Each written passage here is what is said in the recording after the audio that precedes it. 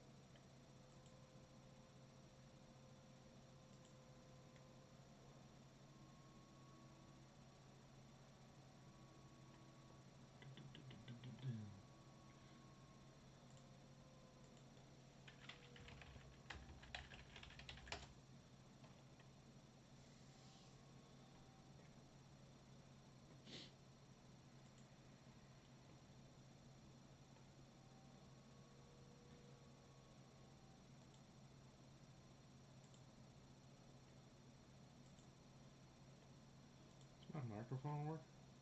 Test, test, test, check. No, I don't think it is.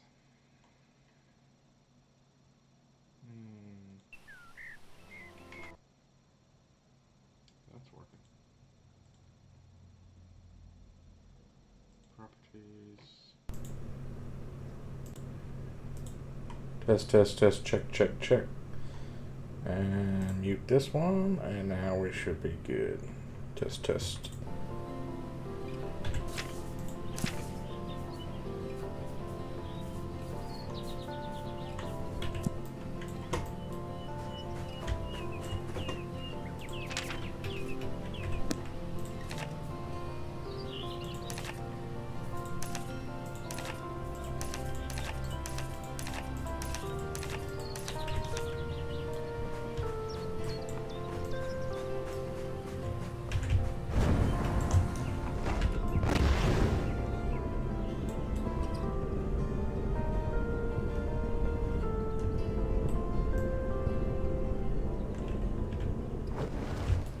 What is this little mushroom house?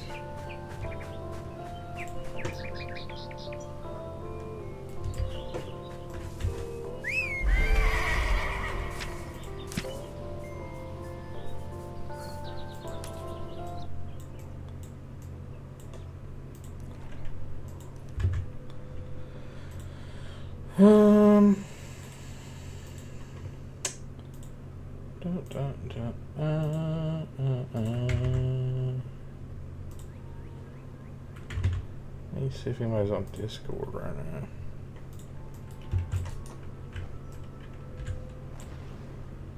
These are oat.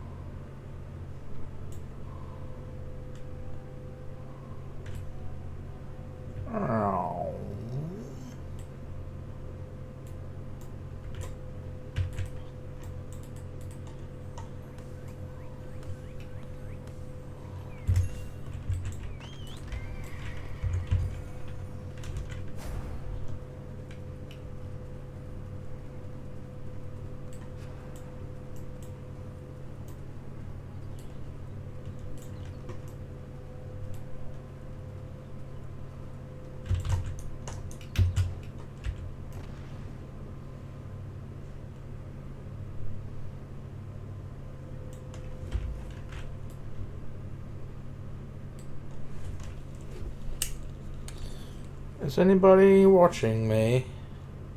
Could you type in the chat, please? I've adopted British voice for now.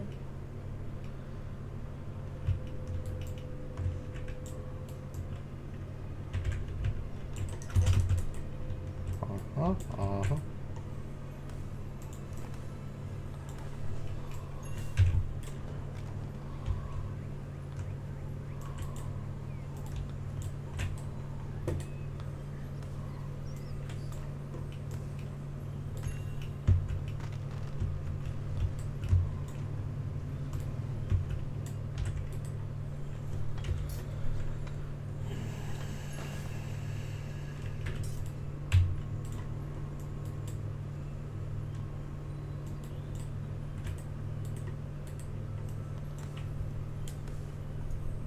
Oh, hello.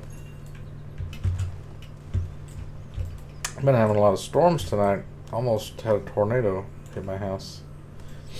It did hit a tree in my backyard and knock it over on a power line. My power was out for like 2 hours. They still gotta come fix the power line at some point. Probably in the morning. But it's Memorial Day weekend. So I don't know if they're even going to get to it today.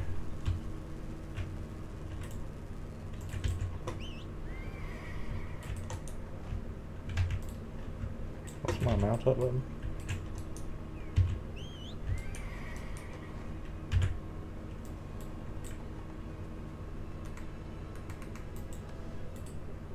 Right click. I haven't played this in a while.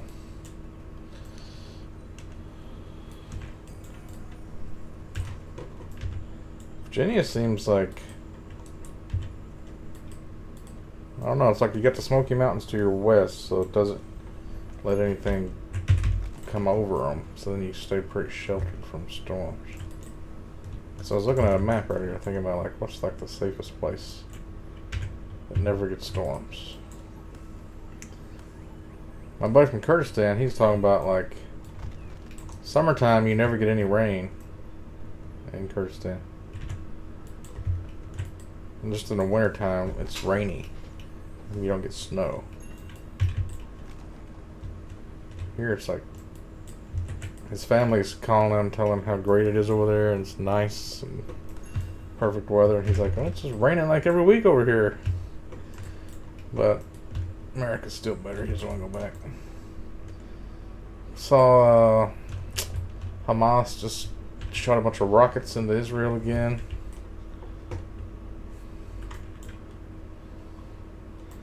Which I don't know. I guess it's kind of a good thing at this point.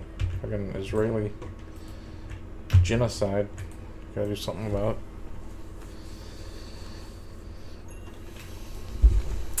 It's going good. I'm looking around this area in this game real quick. And then I'm gonna go to YouTube. I'm gonna watch some videos of Casper Site, aliens and ghosts and paranormal shit. See what we think about it. I don't know why I'm bothering to chop these trees. Already got like 6,000 gold. I don't know what to spend it on. Nobody even plays this game anymore. I haven't seen a single player. Just walking around. I could go to Craft Chest's house real quick. See if he's still... He got a thatch the other day, so he's still playing.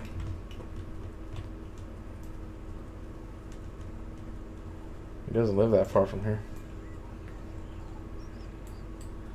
Just want to check this area up here because I found a thunderstruck tree up here once. Those things are like 2,000 gold.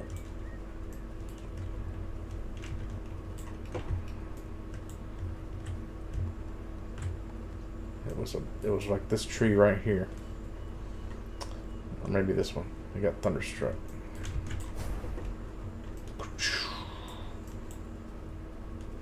y'all never played this game, all of these different trees that grow in the world, they start out as saplings, and then they become like a young tree, and then they become like a regular tree. Then they become a mature tree, and then they become like a dying tree. And some of them have nuts, which is called like a fruiting. It gets fruited. And every stage of growth, it has a chance to become thunderstruck. It's like a 0.001% chance or something like that. It's really rare. That's why people just plant shitloads of cedar trees, just fields and fields of them, hoping like one of them is going to turn thunderstruck.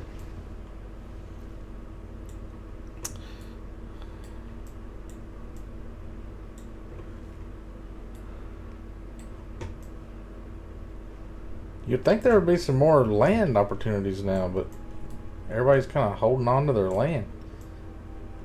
It's like a new, what is it called? I'd never heard of it before. Some kind of beast something or something like that. Look at all these bananas I got. I don't know what the new update added.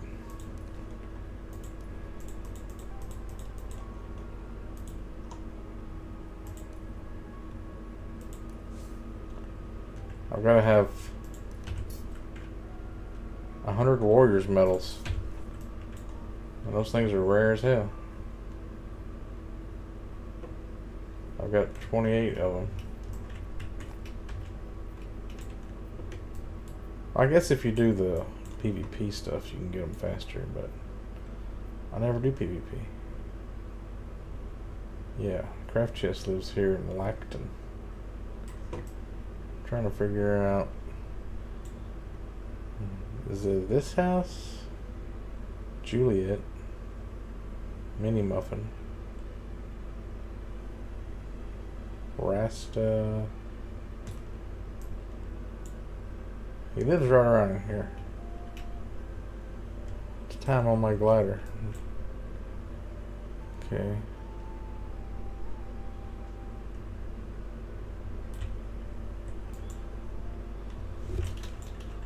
Where the hell? No, he doesn't live past the pond.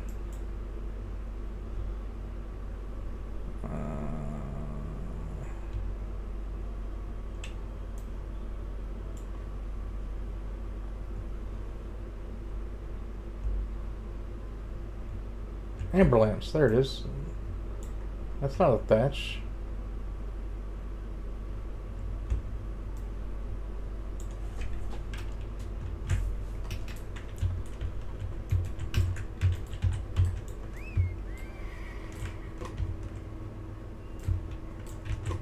This is Craft Chest's little house. Nothing's changed. This is his little garden thing, and this one I think is his. This one's not his. Maybe he built it somewhere else. Oh yeah, I bet he just found land somewhere. I thought he got land next to us.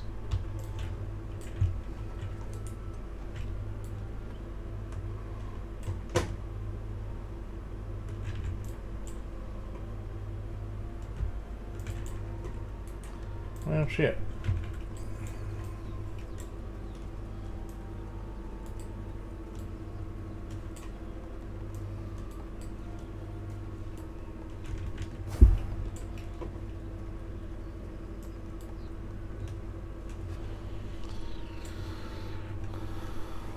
There was one player doing something with their house. I guess I could just take a bunch of packs to the islands in the center and get a bunch of money.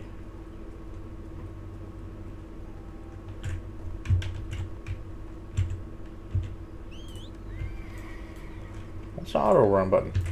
Oh yeah.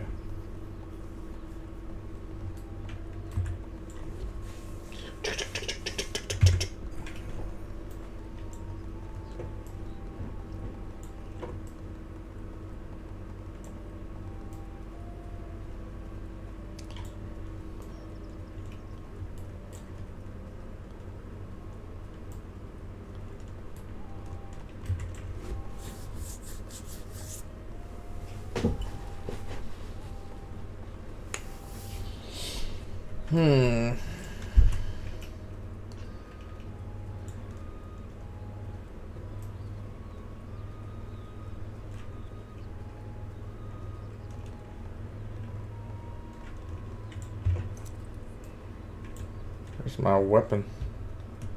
Celestial Ominous Obsidian Great Axe. 375 DPS.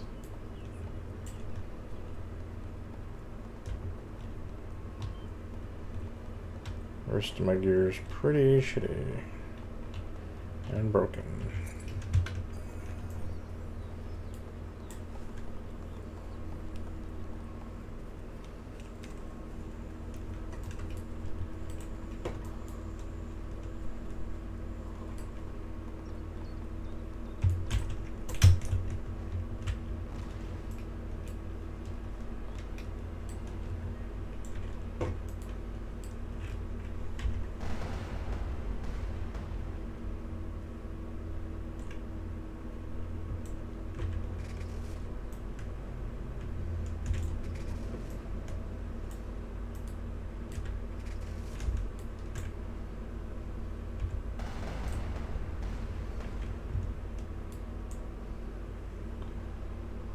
Bum bum bum bum bum bum bum bum bum bum bum bum bum bum bum.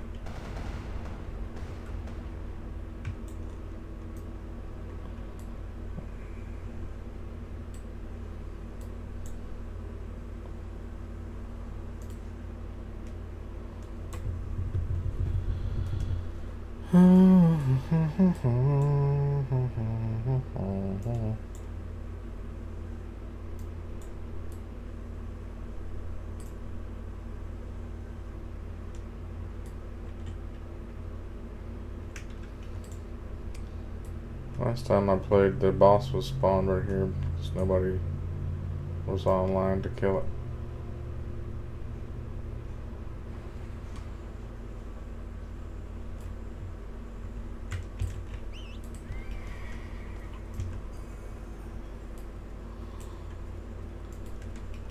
Alright, here we go. See, all this land is still people growing stuff. We're not even leaving it barren. People are just getting on, planting trees, and logging off. Like, say this was expired, right? Taxes not paid. Once it's due for demolition, somebody has to come along and like attack it to destroy it, right? So this could be ready for demolition right now. I just wouldn't know until you check it, right?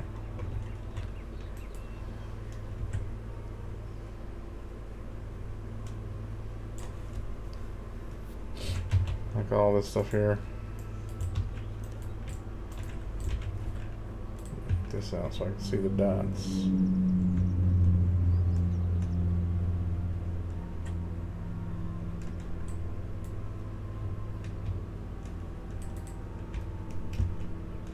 Like this here. It's got a jackpot vein, hasn't been harvested, so.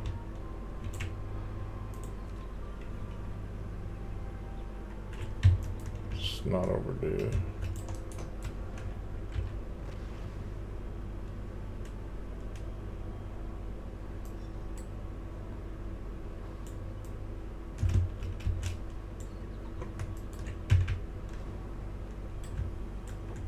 I could probably just buy land. It's I got so much gold. But it's just a waste. There should be open land by now.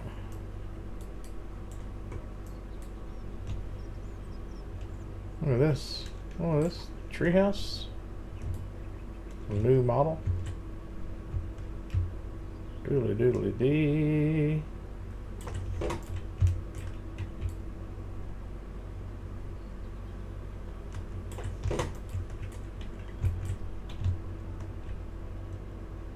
Huh?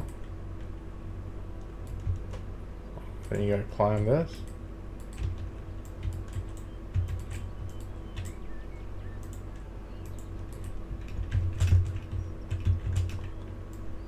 How do you climb it?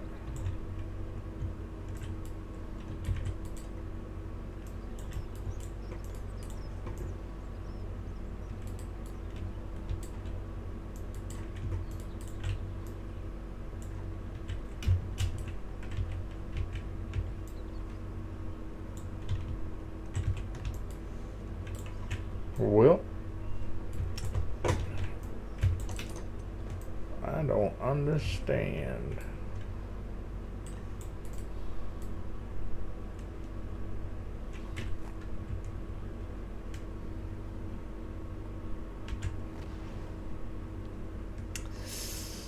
Yeah, like you can get a battleship, fight stuff in the ocean, ghost ships and krakens and things. I don't know what. Like nobody's gonna play this anymore, so what's the point?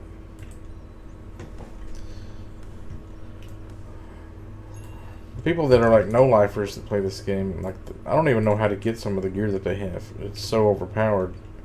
They just one-shot you. It's not even really a contest. And I'm like max level with max abyssal skills and whatever else. They just know like certain combos, and there's one like a god whip skill. This one, you're supposed to be able to do like an attack. If I had a monster like this thing, I'm supposed to be able to do like what's up to archery yet? Yeah, 4, 6, maybe. You hit that like a bunch of times somehow, like in between other attacks. Like then you hit like this one, and then this again, and you hit people like 20 times or something, and it just kills people instantly. I got it because I was trying to figure out how to do it, but I never really got enough time to practice.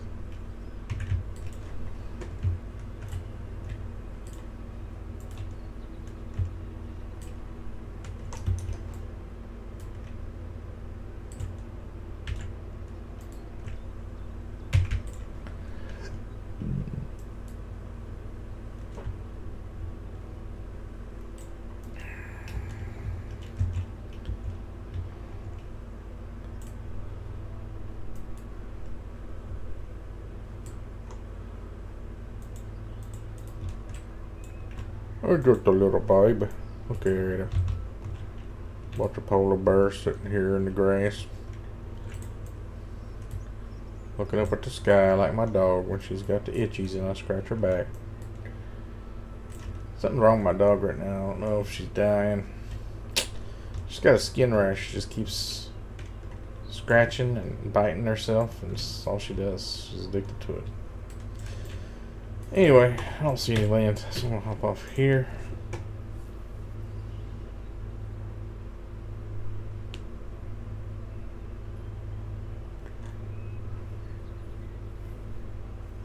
Alright, go desktop.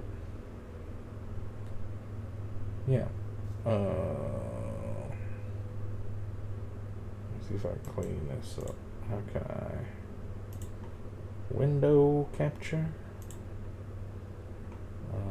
Create new. This one.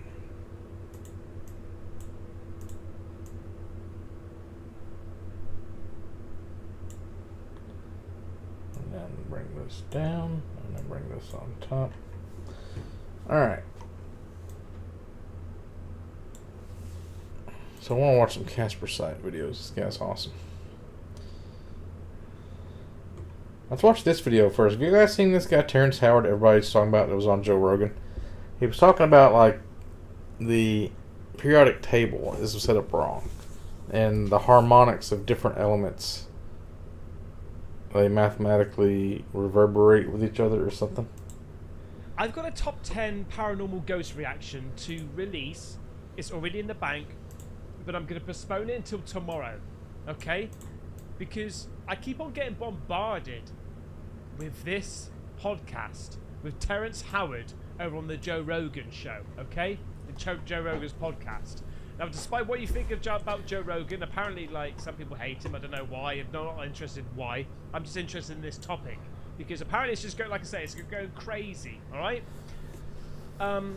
One thing that made my ears prick up was because apparently Terrence Howard talks about propulsion, all right? UAP propulsion more specifically. And we've mentioned... Is he an actor?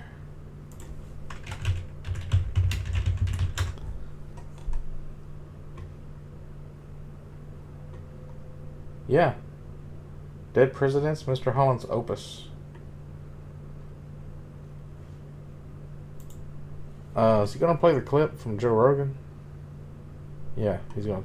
See, a lot of people say the pyramids were created as some kind of like cymatic sound chamber or something, or like they were using Wi-Fi across the world because there's ones in South America and other countries that are similar. Or there's another theory that they were used to create ammonia somehow. They're like ammonia factories. Or like maybe like they're just the tip of the iceberg, and like underneath the pyramids there's like all this bigger stuff that they're just the tip of, maybe? I don't know. Like if aliens created the pyramids and then humans found them later and just adopted them, like the Egyptians decided to use it as a tomb for their emperor or the pharaoh, and the South Americans decided to use like blood sacrifices on the tops of them and stuff like that. That would make more sense. It's like if ants found a Rubik's Cube and they started using it and they built like an ant farm inside an old busted out Rubik's Cube. They didn't create the Rubik's Cube, but they adapted it to their purposes. That's so many times on this channel about how UFOs move so quickly and all that sort of stuff. And apparently he explained his theory of what it is. Now, I obviously know this guy from movies and stuff, but apparently I've seen snippets of this, and mate, I'm telling you, it's blowing people's minds. And I've looked at a lot of the comments, and it seems like people are just listening in awe and not quite understanding, but in the same respect understanding, you know? I don't think they're understanding the science, but because he's explaining it in a particular way, they're sort of like getting a gist of what he's talking about. I mean, Tower of Babel, what was that? Where was Tower of Babel, right?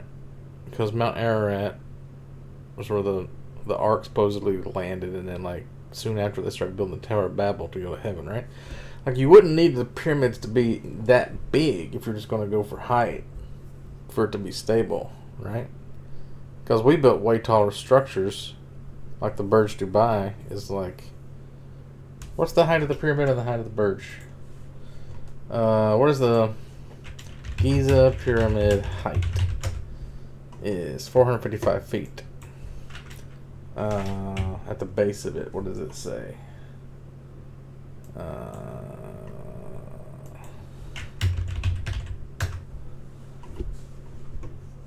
230 meters each side. Okay. Compared, Giza Pyramid compared to Burj Khalifa.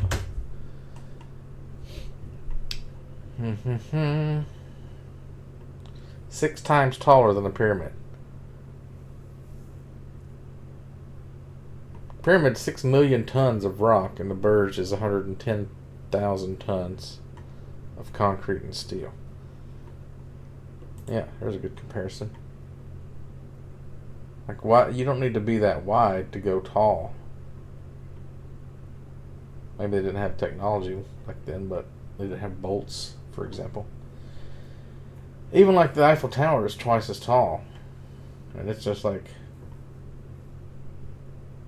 yeah, if you're trying to go to heaven, the pyramid isn't even close enough. It's not, it's barely a bump on the earth compared to. What are these ones? Just like big radio towers? KVLY TV mast, Blanchard.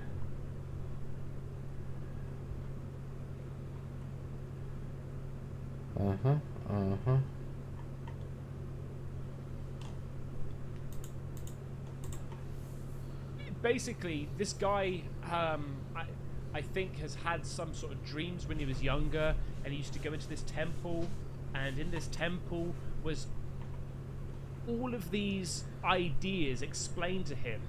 Do you think the inside of the pyramids were built like before the outside, or they built the outside and they carved the tunnels on the inside? Because isn't it like the blocks are laid perfectly? Like they say you can't fit a razor blade between them, but is that just because it's been so long and they've been pressing down on each other for so long that they just smush together?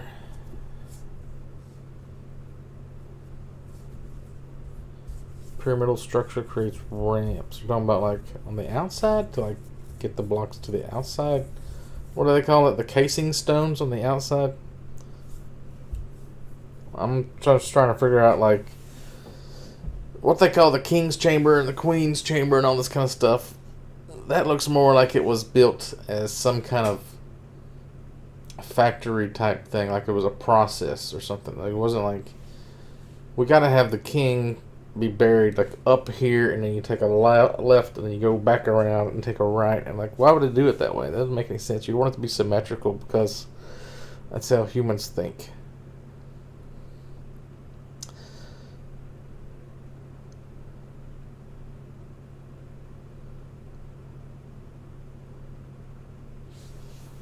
Is there a map of the interior? Pyramid interior. Yeah, it looks like this. So you go down, and then there's a garage. What the fuck? Did they find like a cart down there? That's why they call it the garage. Rumpus room, bar, bowling alley. What the fuck is going on here? Pyramid of Pharaoh osmosis. Is this from a book or something?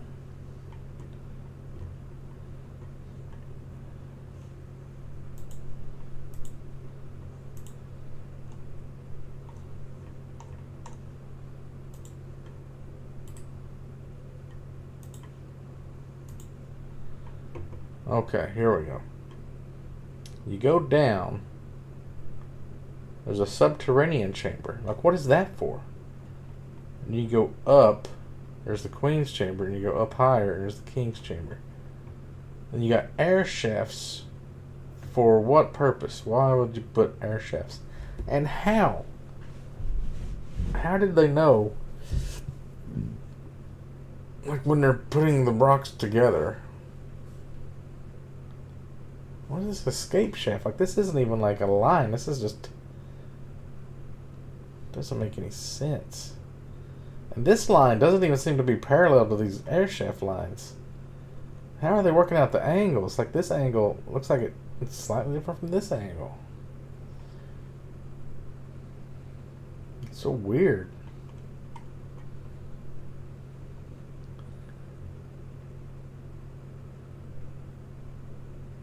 Is the air shaft big enough for somebody to fit through? Like, do they even know if, like, there's anything up in this area or down here? Has anybody even, like, been able to check somehow?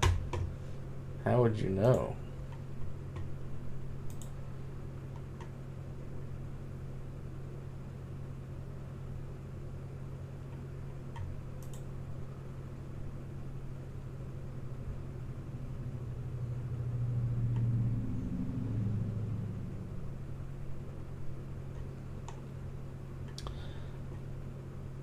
It would make more sense. Well, no. How would that work?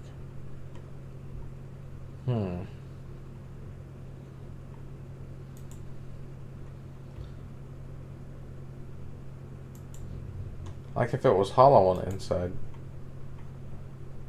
how would that wouldn't even make sense because the rocks wouldn't be supported by anything.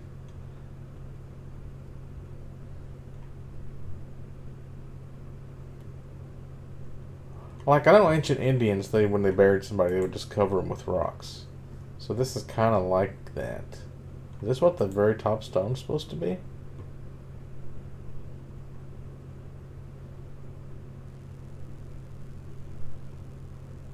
There's another one back here. What is this?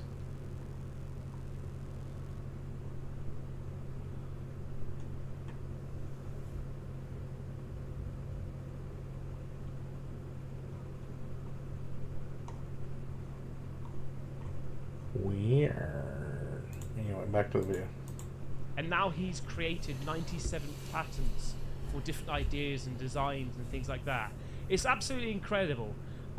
So this is going to be a little bit of a freestyle, because, like I say, I've got a whole bunch of different video clips. I mean, the whole podcast goes on for like 3 hours, 10 minutes. So I'm going to show you some of the highlights. I've not watched all of them. I watched some of, and they're just mind-boggling. Okay, I don't think there's going to be much talking because I don't think I'm going to be able to comment much on what he's saying. But so let's start with this one, okay? When you say rebuild the periodic table, what do you mean specifically? Well, the way the periodic table is laid out, the periodic table they have now, Let's see. it looks like a Pull up box. an image of it. It looks like a straight box. Mm-hmm. But they don't show that hydrogen has the same tone as carbon. What do you mean by tone? Same tone, same key of E. Same key of E. 40.5 hertz. The next one would be like 81 hertz. You go to silicon, it will double up and would be 162 hertz. You'll go to cobalt, and it'll be 324 hertz. It's take the angles of incidence or the tones that they create, you know, their color. Like you can turn color back into sound based upon, it's the same wavelength, it's just twice as long or much longer. So all you have to do is keep dividing light by 2. You keep dividing light by 2 and you'll ultimately get back to the audible sound of it, because there was a relationship between light and color, sound and tone, matter and shape. Walter Russell's periodic table that he... When you say gibberish, sound waves and light waves are just the same thing, right? Because you got visible light in one part of the spectrum, and then you've got radio waves, and radio waves is the transmission of sound, right? Over through the air. Isn't it though? Like radio waves are on the same spectrum as light waves, visible light. Let's Google it because you don't believe me. What are radio waves? A wave of a frequency about 10 to the 4th, 10 to the 11th, 12th hertz. Long distance electromagnetic wave. Light spectrum.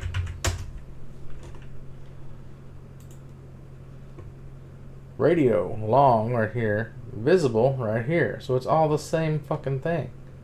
And you got ultraviolet, X-rays, and gamma rays are short wavelengths.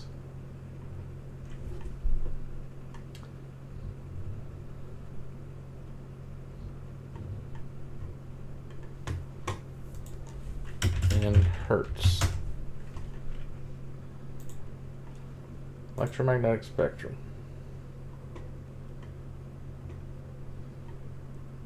This isn't hertz.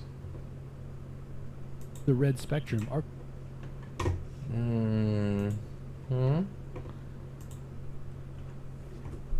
400 nanometers to 700 nanometers in visible light.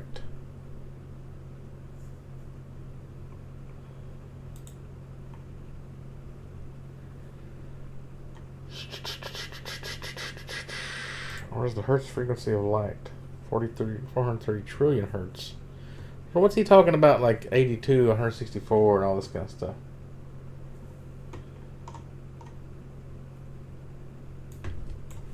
(82 hertz light spectrum).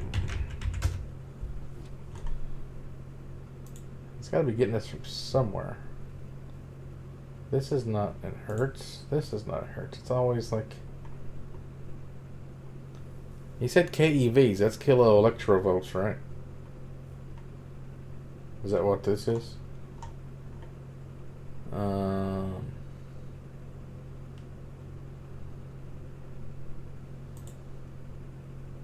Wavelength in meters. So this is like 1 times into the negative meters.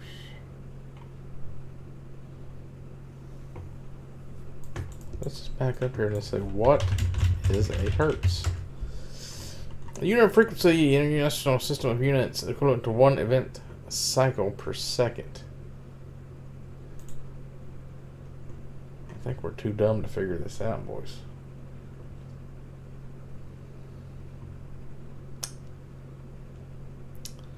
So, between 2 peaks of a wavelength is 1 cycle. Or hertz. Boop to boop. 1 down and 1 up is a hertz. So if you're talking about radio waves, the hertz are going to be longer than like a visible light wave.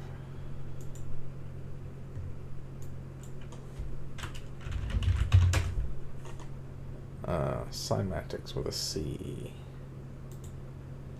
When you apply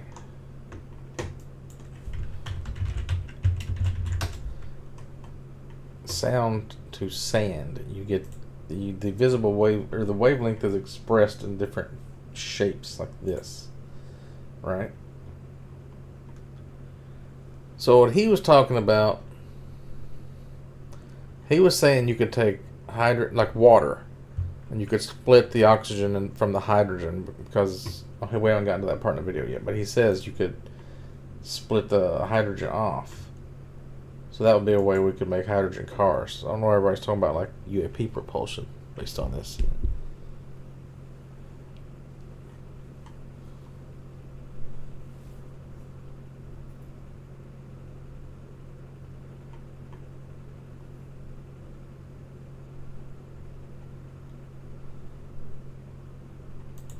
he put together. Now you compare that to Mendeleev's periodic table, and you'll see something completely different. It's unwinding. Whoa. And you see there's a relationship that hydrogen. So you had figured this out at a young age? I had already seen this. This was all inside of that palace. I had access. That palace he's talking about is a dream that he had when he was very, very young. Wherever it happened, like in his dreams, whatever would have happened in his dream, he would always run back to this palace, this temple type thing, and see these images and ideas. Access to it. And I knew the So you relationship. saw this in dreams? I saw it as a circle. Everything was a full circle laid out, and each area was just expanding, like wrapping a rag around your hand. The first rag. It says ether, light, energy at the top. I'm going to look up ether, light, energy, matter, circle, chart. Okay, what is this? Plasmoid unification model. What does this say? The sun. Oh, thanks for popping out my details there. 864,000 equals 5 days? North, northwest. Oh, this like astrological charts. And we got the periodic table here. And we've got summer, fall, winter, spring. We've got, okay, so here's carbon, and here's opposite it, or what's he talking? He said you add beryllium to it, right? Beryllium's over here. Protium, is that the sun? Why do they say protium?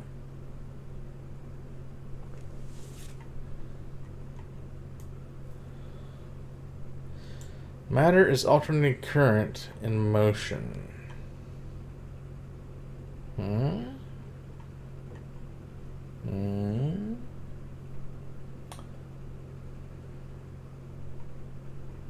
Two is music. What?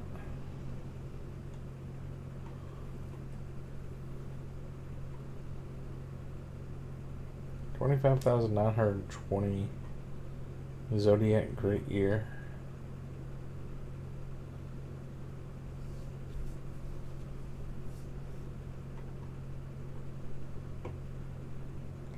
What in the hell is this? I feel like this some crazy person wrote this, but they used a really good font, so it looks legit. Or are they so smart that this is what the inside of their brain looks like, and they've tried to map it out for us idiots that we can't understand it? What are all these numbers? What is these numbers here? 18.75, 19.5, 20.25, 21, 21.75, 22.5. I have no idea what's going on. You know, it's so tight. This is how I saw it more so, but as a vortex, you'll see there's a relationship between hydrogen, carbon, silicon, cobalt, rhodium. They're all bonded, they're all as the middle point between two noble gases. So those things don't really exist. It's only one substance. Now the problem is, the first thing that we're able to perceive is hydrogen. That's the first visible element, because before it is too dense for us to perceive it. You understand what I'm saying? As you reach into the next octave, the carbon octave, and they call that a bisexual tone. Okay, so he's talking about the top of this chart here. Hydrogen.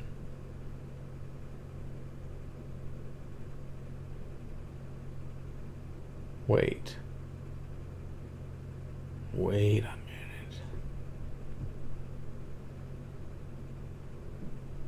I'm starting to understand.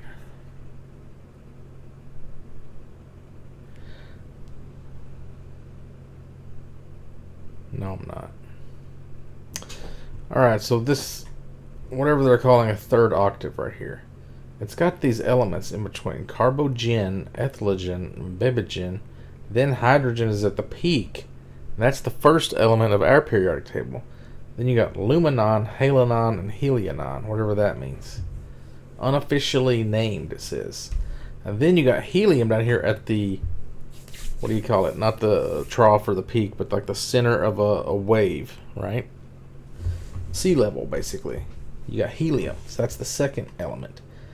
And then you've got, because this is a different octave down here now, we're getting lower.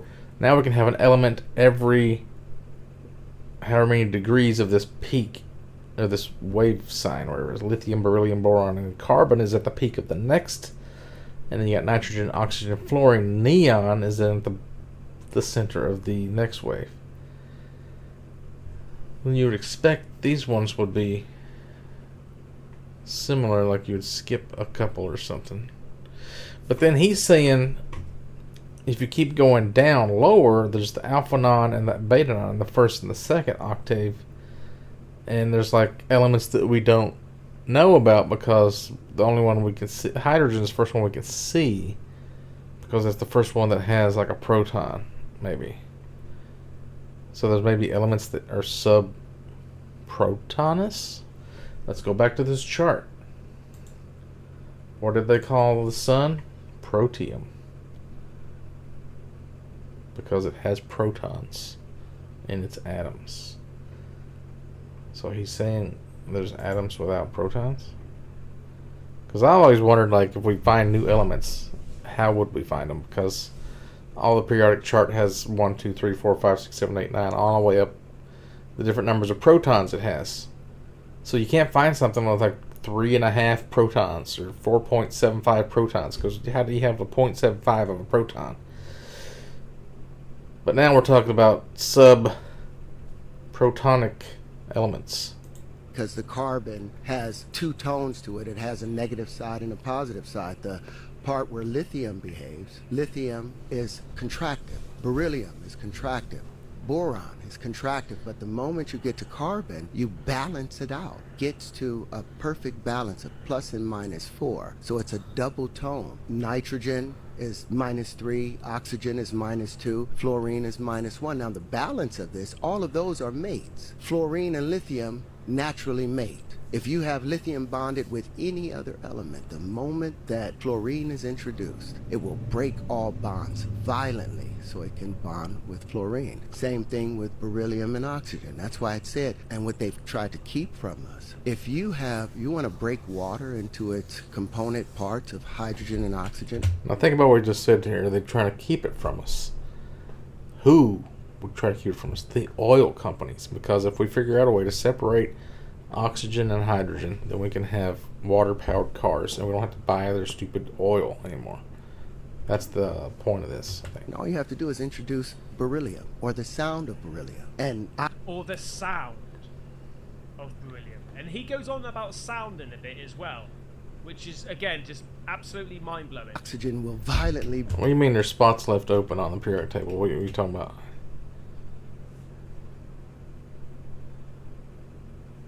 Like the way they organize it, like they have helium and hydrogen like way far apart, so there's like a bunch of empty space between. That's just how they, because they want to put all the noble gases together and all the alkalines together and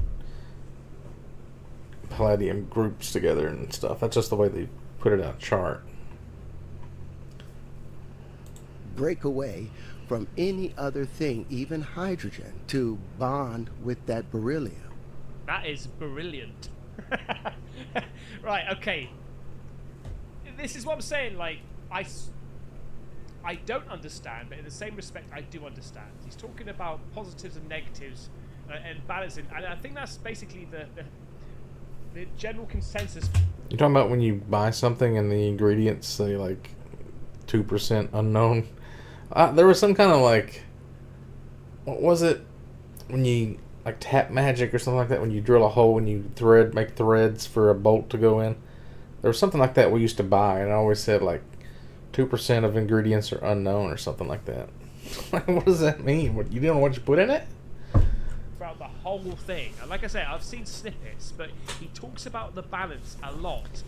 Positive and negative, you know? So, I want to see the one where he talks about the UAP and how it travels, okay? Because this is really interesting. Listen to this. One of the things about this whole back engineering thing that you keep hearing about with UAPs, gravity propulsion systems. This is what Bob Lazar talked about. And what he's saying is that there's some sort of stable element that gets bombarded with electricity and it creates this gravity wave. You can just, like with music, use a discordant tone, and those tones will push away. There's a particular tone that the Earth is on, the key of A. It's 432 hertz, the Schumann resonance. All you have to do is have the opposite tone to that, and it will be pushed away. The same way a bubble. Hang on, let's Google that. 432 hertz Schumann resonance. Let's listen to that. Here we go. Deep meditation.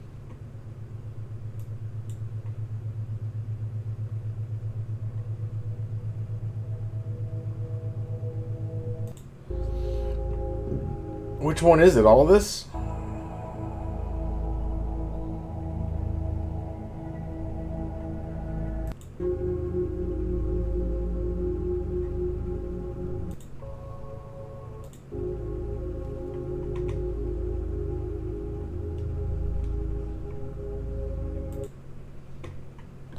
Solfeggio frequencies.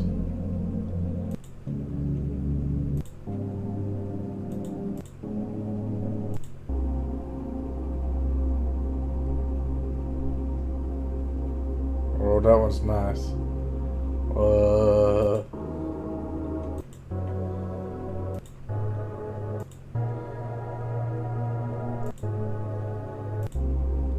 I like a 528. That's my hertz. I like a 528. Let's see this real quick. This guy's got his phone putting out frequencies. How does a phone do that?